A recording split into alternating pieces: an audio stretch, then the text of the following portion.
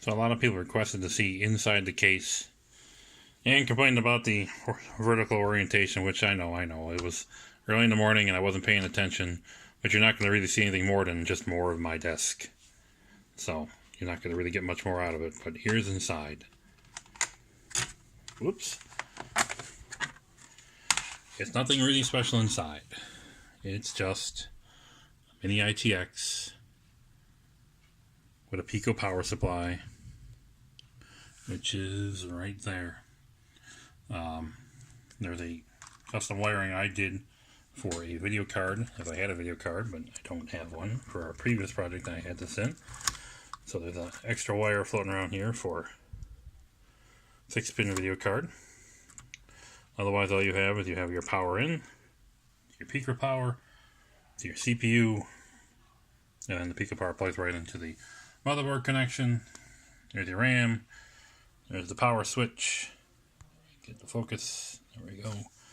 Power switch just snakes around and connects to the power header on the motherboard, but that's the whole thing. So there really isn't much to see on the inside besides the mini ITX board and the Pico power supply, and of course the cooler. For the top is just a piece of PLA printed with a lip and just screwed right into the side of it.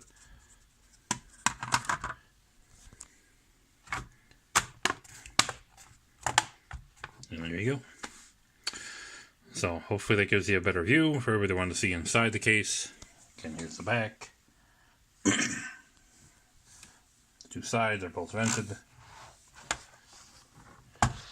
Around here, power cord in the clean. There's the other side with the vented, and the front with the power button. The bottom is, again, just plain plastic. Oh, and just in case, pop this off of here again.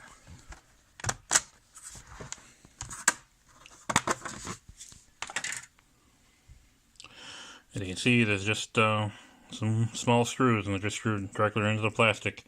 There are standoffs built into the 3D print that raise the motherboard up a little bit. So you have room for your SSD. M.2 SSD is on the bottom, so there's room for that in clearance.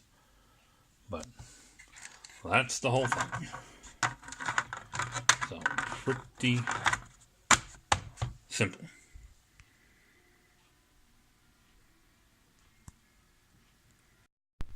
Oop, one more thing too.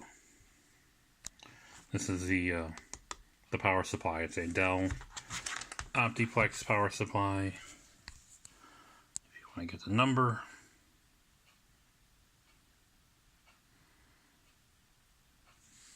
I think it's rated at 12 volts at 18 amps.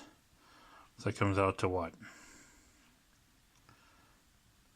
About 200 watts or so.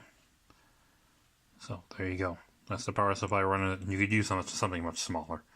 It doesn't need to be this big. This is just what I had. I imagine you'd probably be able to get away with a 8 to 10 amp supply.